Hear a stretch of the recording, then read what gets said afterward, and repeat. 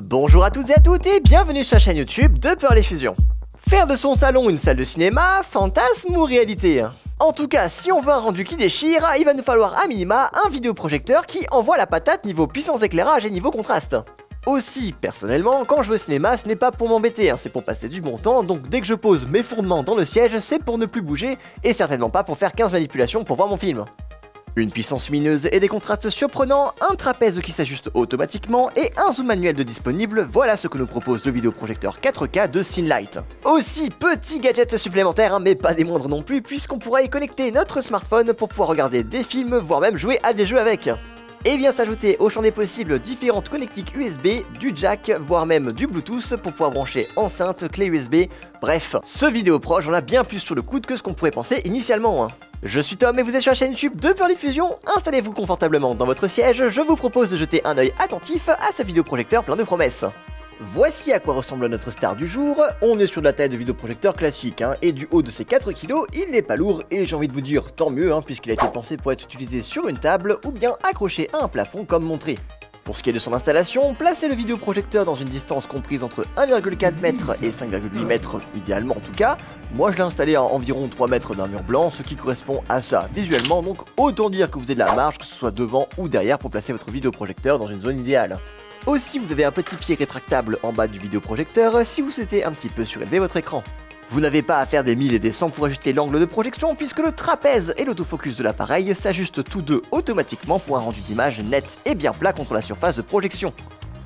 En gros, l'image projetée sera toujours rectangulaire même si initialement votre image ressemblait à ça. En général, il est recommandé que la pièce soit relativement sombre, voire qu'il fasse même complètement nuit pour que le vidéoprojecteur puisse envoyer une image visible. Pour un vidéoprojecteur plutôt d'entrée de gamme, il faudrait que la luminosité globale de la pièce ressemble plus ou moins à ça, et encore là, il y a même beaucoup trop de lumière. Maintenant mesdames et messieurs, quand on a un vidéoprojecteur qui projette du 12 000 lumens et un contraste de 3000 pour 1, je vous assure qu'une luminosité globale qui ressemble à ça, finalement ça passe aussi, finalement le noir ça devient même bonus. Ah oui, et accessoirement, bon, c'est une bricole, mais la résolution de l'image, c'est de la ultra haute définition, donc ça s'appelle aussi de la 4K, bon, c'est pas grand chose, mais on est quand même content d'avoir. Voilà l'éclairage de notre plateau, et comme vous pouvez le voir, notre appareil est placé juste à côté. Et on voit bien l'image, donc pour une pièce en galère d'isolation lumineuse, je pense qu'on est bon. Je vais rapidement passer sur la configuration du vidéoprojecteur puisqu'il fait la mise au point automatiquement. Patientez juste un petit peu, le temps que la caméra qui se trouve juste ici détecte que l'image projetée soit nette. Et au pire, si ça ne fonctionne pas ou alors pas assez bien pour X ou Y raison, ou alors que vous avez désactivé cette option de mise au point automatique, le focus de l'image peut se faire manuellement via la télécommande. Et même idée pour le trapèze, si jamais vous le souhaitez le modifier manuellement, les options le permettent. Au dos du vidéoprojecteur, nous avons les multiples connectiques que peut recevoir notre appareil, dont le port d'alimentation, deux USB-A pour y connecter clé USB ou disque dur externe, voire même, pourquoi pas, vos consoles modernes si vous avez un vidéoprojecteur à défaut d'avoir une télévision. Deux ports HDMI pour y projeter votre écran d'ordinateur par exemple. Un port USB-C pour y charger vos appareils comme votre smartphone ou alors vos enceintes. Un branchement jack de 3,5 mm pour y brancher un casque parce que oui, pourquoi pas après tout, si vous souhaitez profiter d'un film sans en déranger vos proches, c'est possible. J'en profite pour dire que pour passer d'une source à l'autre, vous pouvez utiliser la télécommande en appuyant sur ce bouton.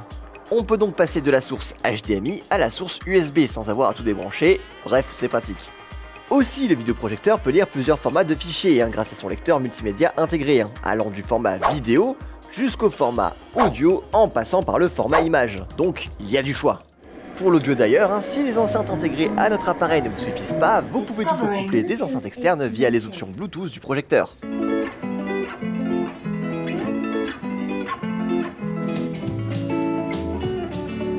Enfin, nous avons un port RJ45 où l'on pourra brancher en filaire le vidéoprojecteur à notre box internet. Parce que oui, cet appareil peut se connecter à internet que ce soit via Wi-Fi ou alors via filaire. C'est d'ailleurs comme ça qu'on pourra connecter notre appareil mobile au vidéoprojecteur. C'est utile si jamais vous n'avez plus la possibilité pour X ou Y raison de ne pas brancher un autre périphérique pour pouvoir projeter quelque chose à votre classe par exemple. Maintenant, pour les gamers, ça peut aussi être rigolo de jouer sur un grand écran. Je pense que nous avons suffisamment tourné autour du pot, je pense qu'il est temps de se mettre à l'eau et de voir comment est-ce qu'on fait. Avant toute chose, il faut vous assurer que votre vidéoprojecteur et votre appareil mobile soient connectés au même réseau internet, sinon ça ne fonctionnera pas. Bon, ce qu'il faut faire, c'est, si votre vidéoprojecteur n'est pas branché en filaire, d'abord aller dans les paramètres réseau de l'appareil. Je vous laisse y configurer votre réseau et une fois que c'est fait, il faudra aller dans les options de votre téléphone et activer la réplication d'écran. Bon alors le mot, j'admets que je l'avance un petit peu, mais personnellement je suis sous Android et l'application s'appelle le Smart View. Maintenant j'imagine bien que pour les personnes avec un appareil mobile sous un autre système d'exploitation comme iOS par exemple, l'application doit s'appeler différemment. En tout cas, en parallèle de ça, vous devez aller dans les applications du vidéoprojecteur et lancer un logiciel de partage d'écran. Dans la notice, on m'a proposé d'utiliser l'application Screencast, maintenant moi j'ai utilisé Miracast qui semble être un équivalent. Si vous cherchez vos applications d'ailleurs, appuyez sur le bouton Home de la télécommande et là tout un monde que l'on viendra décortiquer juste après s'offre à nous. Mais dans l'immédiat, nous ce qu'on cherche ce sont les applications qui se trouvent ici. Une fois que vous êtes à cette étape, plus qu'à valider sur votre smartphone le nom du vidéoprojecteur qui se nomme ZX3630. Aucune blague sur le Père Noël ne sera prononcée dans cette vidéo, maintenant si jamais vous avez la ref, félicitations, vous n'êtes plus tout jeune. Si vous avez fait la manipulation comme expliqué, normalement votre téléphone et le son qui y sont liés devraient être projetés depuis le vidéoprojecteur. Bon bah super, maintenant que nous sommes connectés à internet, qu'est-ce qu'on peut faire d'autre? Eh bien beaucoup de similarités avec ce que peut proposer un boîtier multimédia. C'est globalement le menu Home qu'on a survolé avec la télécommande juste avant, vous vous souvenez? Donc YouTube, plateforme de streaming, application de musique, etc. etc. Si vous pensez qu'il vous manque quelque chose, vous pouvez toujours faire même un petit saut dans l'App Store du vidéoprojecteur pour y installer d'autres applications. Personnellement, quand j'ai voulu tester le couplage avec l'enceinte, j'ai essayé avec YouTube et on m'a même facilité le travail pour y connecter mon compte. Bon en tout cas, vous l'aurez compris, ce vidéoprojecteur en a beaucoup sous le coude, même bien plus que ce à quoi on pourrait s'imaginer initialement.